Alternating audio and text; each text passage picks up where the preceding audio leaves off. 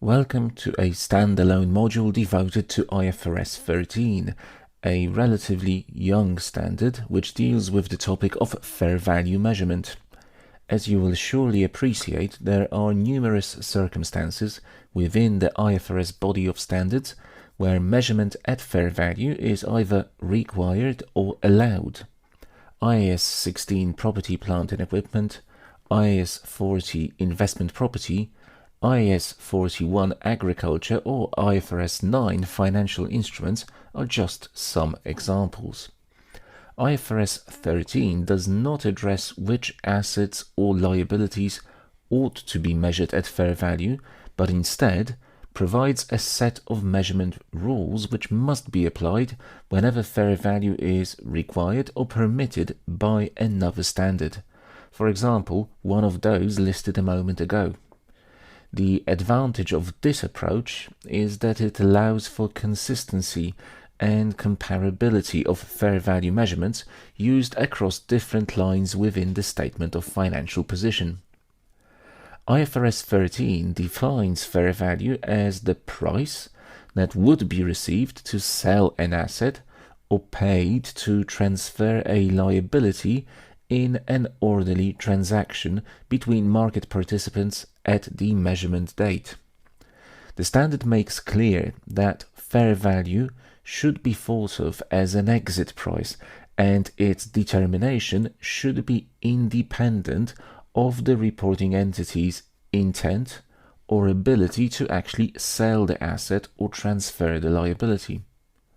Moreover, fair value is a market-based measure, not an entity-specific measure, so what matters are the assumptions and judgments which market participants would use when pricing the asset or liability, and not necessarily those used by the reporting entity itself. Before we move on, let us also explain the notion of an orderly transaction, which the standard defines as a transaction that assumes adequate exposure to the market for a period before the measurement date to provide market participants the ability to obtain awareness and knowledge of the asset or liability being valued, and the involvement of market participants who are not forced to carry out the transaction. In addition to providing a single definition of fair value, IFRS 13 outlines a framework for applying the definition. Accordingly, when determining fair value, we must identify the following: the particular asset or liability being measured. In the case of non-financial assets, the highest and best use of the specified asset, being the basis or premise under which valuation will be performed. It should be stressed that this may be different to the asset's current or intended use by the reporting entity. Next, we must identify the principal, or in some cases the most advantageous market for the asset or liability, and finally, the valuation technique appropriate for the actual measurement, taking into account the availability of relevant inputs and their hierarchy as prescribed by the standard. Let's consider the following example. A company acquires, as part of a business combination, a plot of land with storage facilities in place in the form of industrial warehouses. The land could, however, be used for residential development, as similar plots in neighboring locations are attracting investor interest. Determining the fair value of the land requires that its highest and best use be identified first, which involves determining whether its existing use as a warehouse facility or alternatively as a possible site for residential housing would produce the highest fair value. Once identified, it is the valuation performed with that highest and best use in mind which provides evidence of the asset's fair value. Please note that applying a valuation based on an alternative use does not create any obligation to deviate from the way the asset is used currently. IFRS 13 insists that the measurement of fair value be based on an orderly transaction to sell the asset or transfer the liability in either the principal market for the asset or liability, or, in the absence of a principal market, the most advantageous market. The principal market for the asset or liability is the market which has the highest volume or level of activity, providing the entity has access to it. Accordingly, in the presence of a dominating principal market, prices from it must be used as evidence of fair value, even if prices in a different market are potentially more favorable. It is only in those situations where a principal market for the asset or liability being valued does not exist that an entity should consider the most advantageous market, that is, the one which maximizes the amount which would be received to sell the asset or minimizes the amount that would have to be paid to transfer a liability. It is now time to look at possible valuation techniques.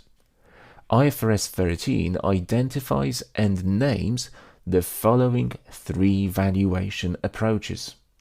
The market approach, which is based on market transactions involving identical or similar assets or liabilities. The income approach, which is based on future amounts, typically cash flows or income, that are discounted to their present value. And finally, the cost approach, which links fair value to the amount required to replace an asset in its current condition. The standard does not prioritize any one of the techniques over another. Instead, it establishes a hierarchy for the inputs used in valuations, requiring that preparers of financial statements maximize the use of observable inputs and, accordingly, minimize the use of inputs which are unobservable. This is accompanied by a requirement to disclose the types of inputs used in determining fair value, which should give users of financial statements a framework for assessing the relative subjectivity of the measurements made. The fair value hierarchy, which IFRS 13 prescribes, classifies the inputs which go into the measurement of fair value into the following three levels. Level 1 inputs involve unadjusted quoted prices from active markets for identical assets or liabilities. At this point, we should clarify that an active market is one in which transactions take place with sufficient frequency and volume to provide pricing information on an ongoing basis. The standard considers such prices to be the best indication of fair value. Accordingly, whenever such inputs are available, they should be used. Unfortunately, access to level 1 inputs is typically restricted to price quotations for liquid financial instruments which trade on exchanges or broker-dealer markets. Level 2 inputs comprise quoted prices coming from non-active markets or from active markets, but for assets or liabilities which are similar instead of identical, as well as observable inputs other than quoted prices and inputs that are not directly observable but are supported by observable market data. Typical examples of level 2 inputs include LIBOR rates, which are fixed on a daily basis, price per square meter multiples calculated from recent property sales, or implied volatilities derived from the prices of traded options. And finally, level 3 inputs, which are all inputs that are unobservable. A typical example of measurement based on level 3 data is the valuation of equity instruments using a discounted dividend model, which involves making subjective projections of future cash flows.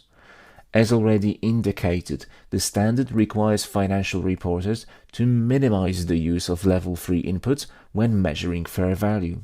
Accordingly, they should only be used to the extent that relevant observable input are not available.